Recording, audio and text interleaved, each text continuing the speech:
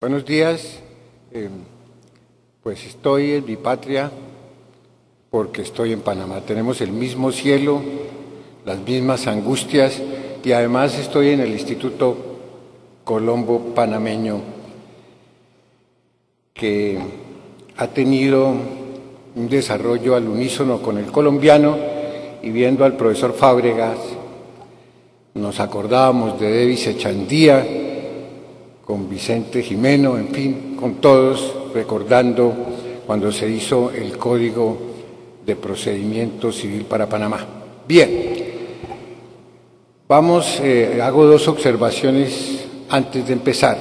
Los invito al Congreso Colombiano, que es una continuación de este, que se hará en la segunda semana de septiembre en la ciudad de Cartagena, donde sobre todo para lo que puede ser útil para los panameños se va a tratar a espacio las vicisitudes y los problemas que ha tenido la implementación del sistema penal acusatorio, de tal manera que quedan cordialmente invitados para que vayan a Cartagena. Tienen que comprar una guayabera y un chingue para poderse meter al mar. En segundo lugar, como durante lo que voy a decir es importante tener en cuenta algunos entresacados, los voy a explicar previamente. En primer lugar, para que nosotros podamos hablar de un proceso oral, se requiere desarraigar la cultura de la escritura y montar la cultura de la oralidad. Platón decía que el proceso educativo no es llenar vacíos porque sería muy fácil hacerlo. Imagínense ustedes que la labor de los educadores fuera llenar vacíos, sería muy fácil. Hay que desmontar la ideología de la escritura, los prejuicios, todo lo que tenemos arraigado, encarnado de la escritura, desmontarla y montar la oralidad. Las palabras no son mágicas y como consecuencia, por el hecho de titular los juzgados oralidad, eso no se produce milagrosamente. De tal manera que es necesario, y ese es el desafío que tienen igualmente en el proceso con tendencia acusatoria, que hay que estar recalcando y evitando que se regrese a la escritura, porque nosotros los humanos somos cómodos y siempre queremos regresar a lo que manejábamos con anterioridad. De ahí por qué la importancia de educar a los jóvenes, a los semilleros, que los saludo especialmente, es lo que justifica que muchos de nosotros trabajemos en el derecho procesal, son los semilleros de estudiantes, los cuales nos enorgullece. Entonces es necesario seguir recalcando, evitar que se regrese a la escritura cuando se tiene montado un sistema dentro de la oralidad.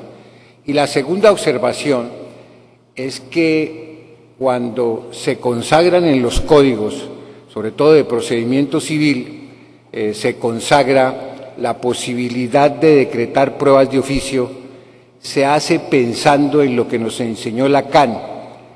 A la verdad no se le puede hacer un rinconcito.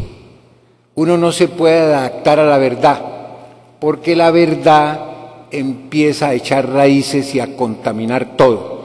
De ahí por qué la necesidad de que en los códigos se consagre la facultad de decretar pruebas de oficio, para que el juez no resulte haciendo lo que no puede hacer ningún humano, que es hacerle un rinconcito a la verdad, repito, porque ella empieza a contaminar todo, a echar raíces, y crea en los países donde no se pueden decretar pruebas de oficio una serie de ansiedades del funcionario por no tener esa posibilidad.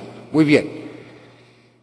Colombia ha convertido en ley el Código llamado General del Proceso, reemplazando el decreto 1400 del año 70 que hicieron mis maestros fundamentalmente, que también intervino en la redacción del Código de Procedimiento Civil de Panamá, el maestro Hernando Davis Echandía. Entonces, se ha aprobado el Código General del Proceso que redactó el Instituto Colombiano de Derecho Procesal, que yo me honro en presidir. Y vamos a reflexionar sobre algunas cosas que también sirven inclusive para el proceso penal cuando tenga tendencia oral. En primer lugar, cuando se habla de oralidad, no es ella en sí misma, sino que tenemos que sincronizar lo que se conoce con el nombre de la inmediación, la concentración, la contradicción y la publicidad.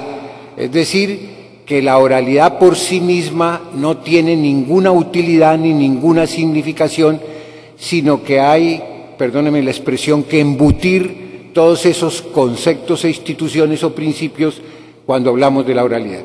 Si tenemos tiempo hablaremos de ello, pero voy a hablar de la pura pragmática del proceso que se consagró en Colombia para que sirva de modelo, aunque no es nada nuevo, sino es como una especie de reordenación práctica de lo que hemos teorizado durante mucho tiempo. Se consagra la demanda y la contestación escrita y los actos de postulación. Giovenda, en el año de 1911, cuando salió a hacerle propaganda al proceso oral en materia civil, dijo dos cosas que son muy importantes. La primera, mire, la oralidad no tiene prestigio en el proceso civil porque no se le ha dado un arropamiento de tipo político.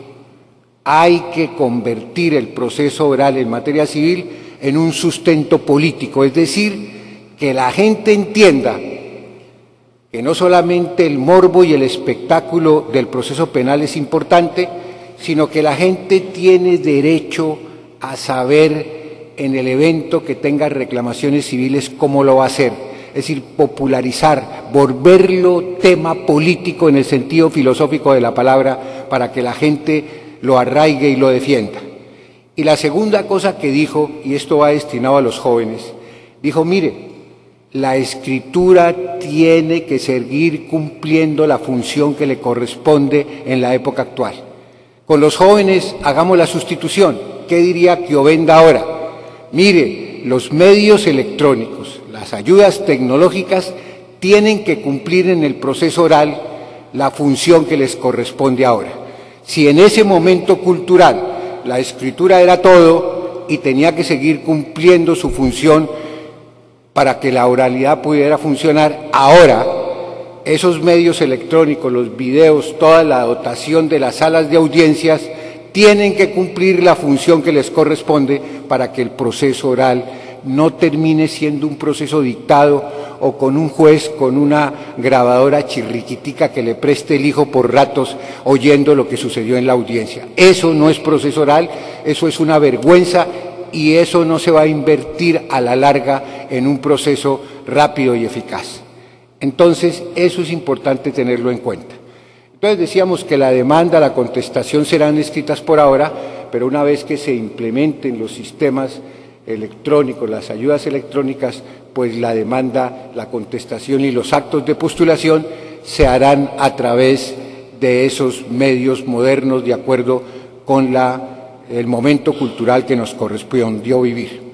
El proceso está ordenado en dos audiencias, que tampoco es nada nuevo, es más o menos lo que se hizo con la ley de enjuiciamiento civil española del milenio, lo que tiene consagrado más o menos el código alemán, etcétera. Es decir, dos audiencias, una audiencia inicial, que es a la que alcanzo a hablar, y una audiencia de instrucción y juzgamiento, donde se instruye y se dicta la respectiva sentencia.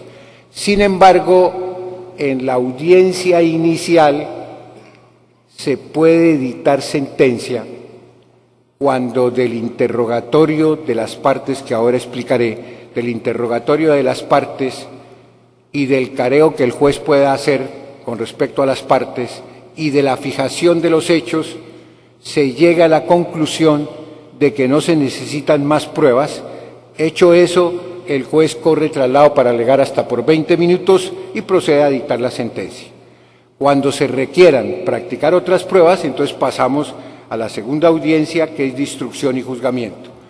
La otra posibilidad de dictar sentencia en la audiencia inicial es cuando la complejidad probatoria es mínima. Es decir, vamos a suponer 2 testimonios o una prueba documental, de tal manera que siendo mínima y avisando a las partes que en la audiencia inicial se dictará la sentencia porque se practicarán las pruebas en ella, entonces se practicarán, se corre traslado para alegar y se dicta sentencia. Entonces hay la posibilidad de que el proceso termine dentro de la primera audiencia. Voy a hablar en forma separada de algunas cosas que todos manejamos, pero que son estructurales para este tipo de proceso. En primer lugar, el interrogatorio a las partes. Cuando el juez cita a la audiencia inicial, les advierte en la citación la comparecencia personal de las partes y les advierte las consecuencias de tipo procesal y probatorio por no asistir a la respectiva audiencia. Es decir, que si no asiste y es el demandado, se entiende que confiesa los hechos que sirven de sustento a la demanda que sean susceptibles de confesión y viceversa, de tal manera que se les hace la advertencia. ¿Cuál es la razón por la cual dentro de esta estructura es absolutamente indispensable que las partes comparezcan al interrogatorio inicial? El código dice textualmente, el Código General del Proceso dice, el juez interrogará exhaustivamente a las partes. El juez no tiene ninguna posibilidad de evitar hacer este interrogatorio, tiene que necesariamente hacerlo. Entonces interrogará exhaustivamente a las partes. ¿Y por qué la necesidad de ese interrogatorio exhaustivo a las partes? Copio a Capelletti actualizando lo que él dijo. En primer lugar, piensen ustedes que nosotros los humanos tratamos de documentar los actos que realizamos, pero por más de que utilicemos documentos an probationem o an solemnitatem, de todas maneras los hechos ilícitos, los incumplimientos del contrato, etcétera, no constan en los documentos, y quienes mejor que ningún otro ser humano conoce los hechos del proceso es indudablemente las partes, de tal manera que las partes son quienes mejor conocen los hechos. En segundo lugar, cuando el proceso es escrito o tremendamente escrito, las gentes aspiran a tener alguna entrevista con el juez para contarle algo de su proceso. Hay una ansiedad, hay una necesidad en el ser humano de comunicarse con el juez. Cuenta Capelletti, que, para no hacer arqueología, que el proceso alemán en alguna época era terriblemente, vulgarmente escrito, hasta el punto que se podía afirmar que lo que no estaba escrito no existía. Sin embargo, frente a esa ansiedad de las partes se había establecido la visita al domicilio del juez, para que fueran al domicilio del juez y la parte le pudiera indicar algo de su asunto. Fíjese que siendo tremendamente escrito, se fue consciente por el legislador de esa ansiedad de tener un contacto con el juez y por eso se estableció esa visita domiciliaria, pero por la arbitrariedad que condujo eso, se abolió con un decreto prusiano. Si el proceso es verbal o oral y el juez hace el interrogatorio, pues no tiene necesidad la gente de ser presa de la ansiedad, porque en el interrogatorio que el juez hace le va contando al juez lo que le quería contar mediante esas famosas visitas. De tal manera que ese es otro aspecto muy importante, que se evitan las invitaciones a almorzar al juez y todas esas cosas que enrarecen la atmósfera de la administración de justicia y que despierta sospechas. Se puede despertar sospecha sobre el órgano ejecutivo y sobre el órgano legislativo, pero jamás sobre el órgano jurisdiccional, porque su inmaculación es lo que permite el sostén de las democracias. Entonces fíjese que eso se evita. Igualmente todos nosotros, es decir, no he ido a ningún congreso que no se faje en un discurso hablando de la humanización del proceso. Es decir, es como dice Alberto Rojas, un famoso procesalista colombiano que va a intervenir aquí, es una frase comodín, en todas partes dicen humanizar el proceso, pero quién sabe qué quiere decir eso.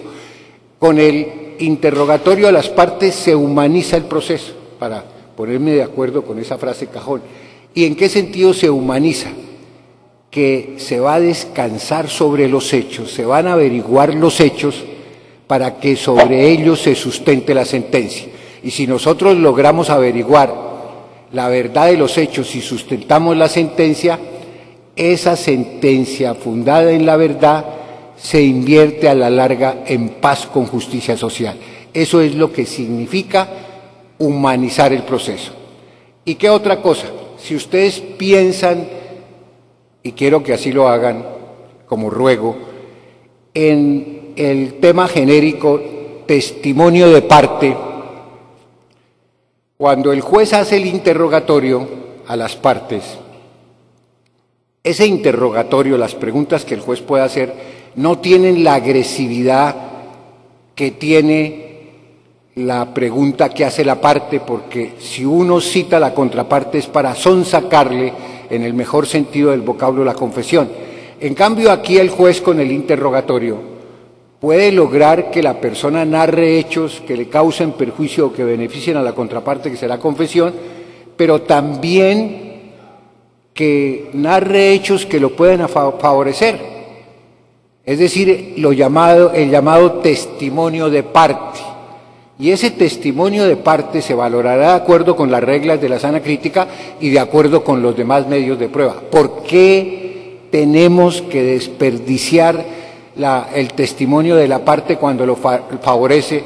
Ustedes saben que las pruebas hay que manejarlas como el avaro maneja sus rupias, que produzcan las mayores consecuencias de tipo probatorio. Exactamente tenemos que hacer con el acervo probatorio. No podemos desperdiciar nada porque es muy costoso desde el punto de vista psicológico, de tal manera que le hemos dado en el Código General del Proceso entidad al testimonio de la parte, el cual se valorará de acuerdo con las reglas de la sana crítica. Entonces, el interrogatorio de la parte es muy importante y hace parte de esta estructura.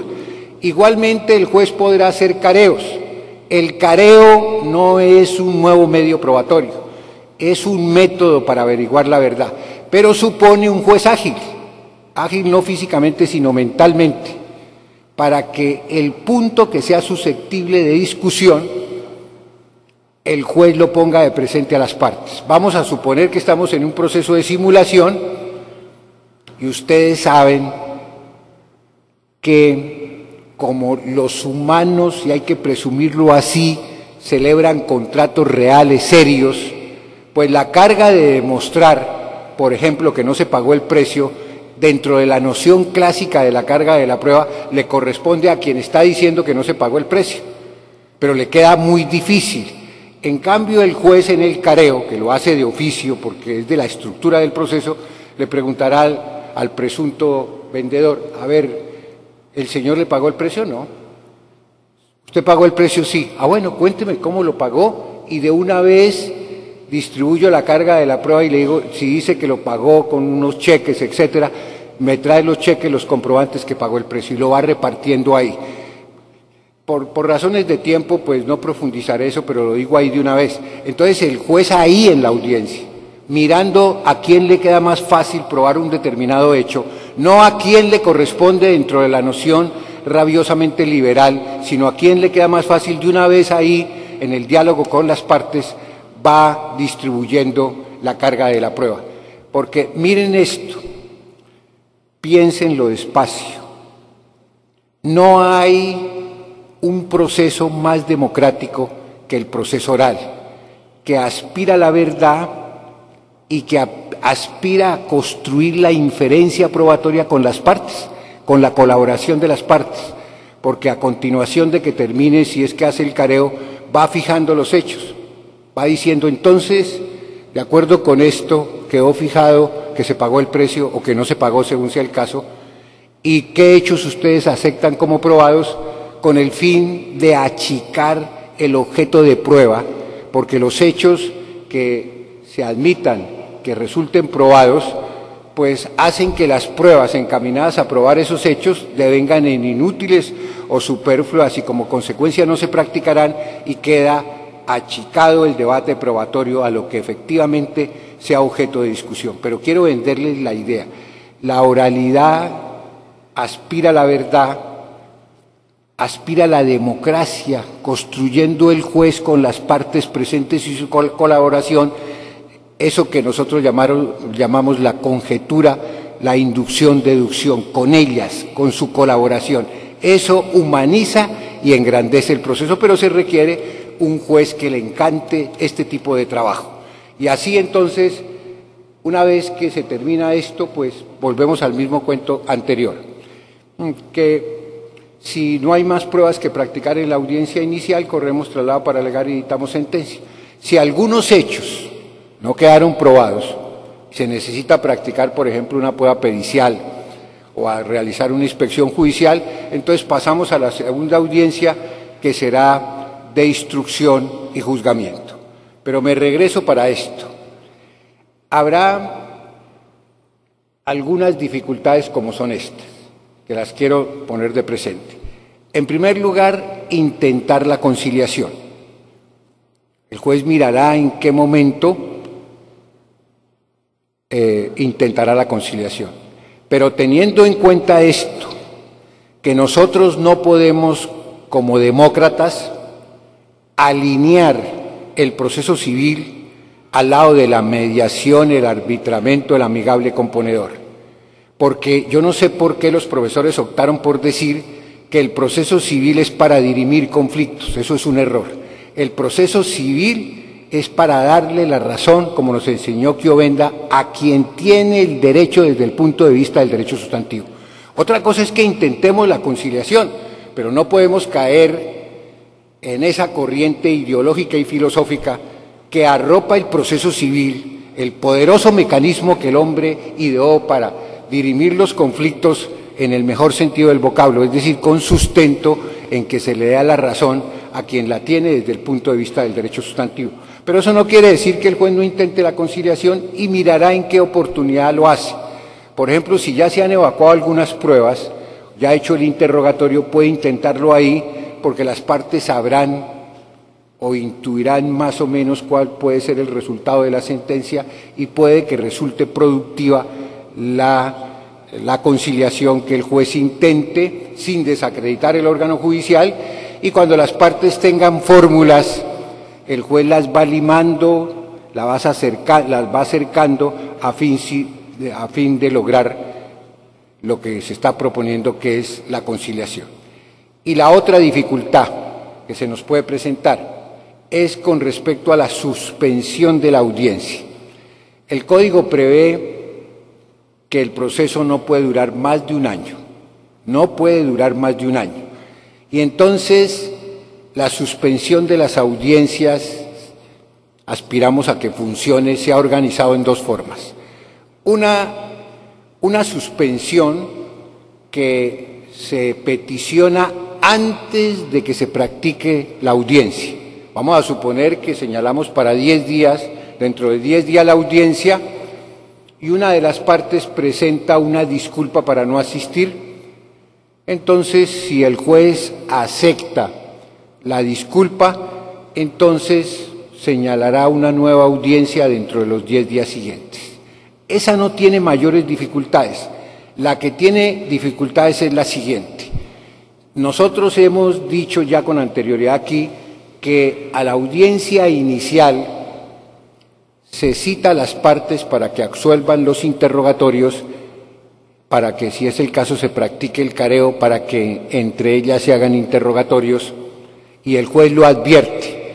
Vamos a suponer que se practica la audiencia, una de las partes no va, porque si no va ninguna se da por terminado el proceso, como sucede más o menos en la Ley de Enjuiciamiento Civil Española, da por terminado el proceso, pero si no va una de las partes, dentro de los 3 días puede presentar una disculpa para no haber ido.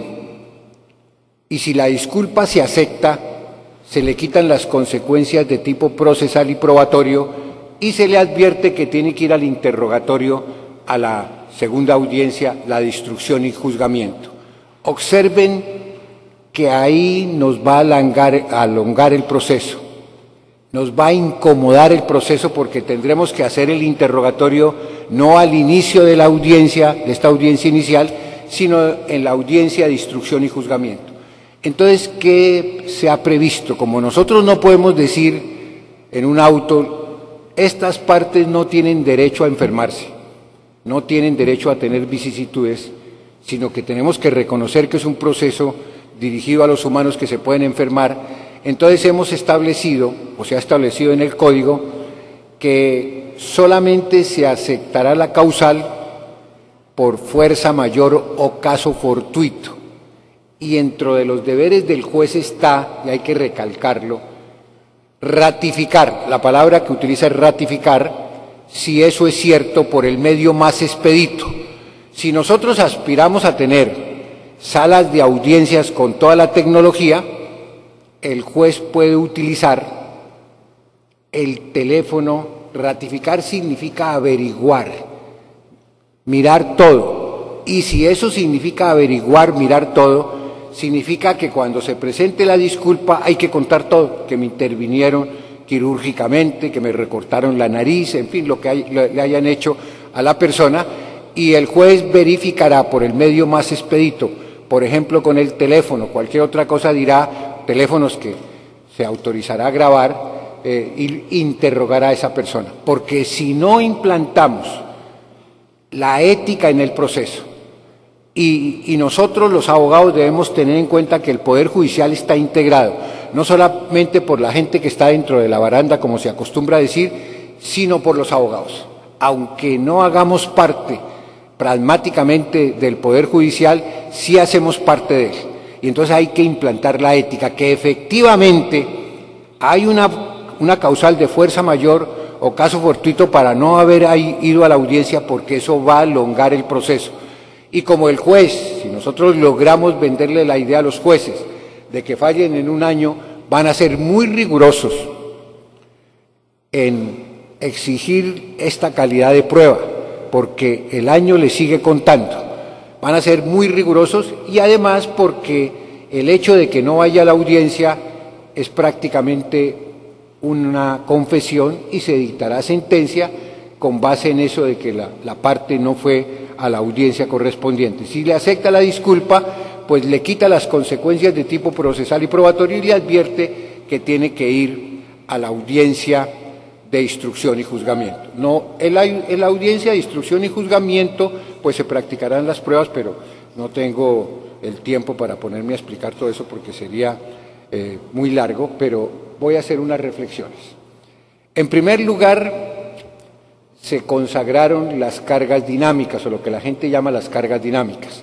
Se mantuvo el criterio pétreo que se informa de la filosofía liberal, diciendo, y que lo tiene también el Código de Panamá, incumbe a las partes probar el supuesto fáctico de las normas jurídicas cuyos beneficios invocan.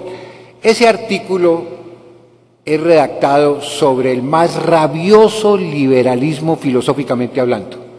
Si ustedes le hacen otra lectura a la norma, lo que está diciendo es parte, sea astutico, sea jodidito, no pruebe sino lo que a usted le interesa, guarde silencio, no se exagere. Entonces es rabiosamente individualista y liberal. La mantuvimos, porque por ejemplo, también lo tiene el Código panameño, el que alega el nacimiento de una obligación tiene que probarla, y el que alega su extinción, modificación, pago, novación, transacción, compulsión, remisión, etcétera, tiene que probarla. Se mantiene eso.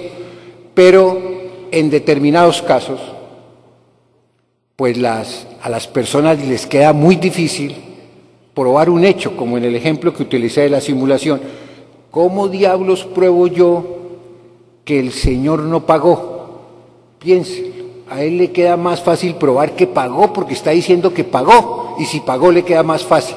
Sobre todo teniendo en cuenta que casi todas las constituciones del mundo han consagrado el derecho a la prueba. Es decir, si hay un derecho sagrado es el derecho a la prueba, que implica la prueba y controvertir la prueba. De tal manera que se consagraron, como dijo el profesor Salles, una dulcificación, ese es el término, una dulcificación de la carga de la prueba, para que cuando a una parte le quede muy difícil, o por qué no decirlo imposible, la otra parte tenga que desahogar la carga de la prueba.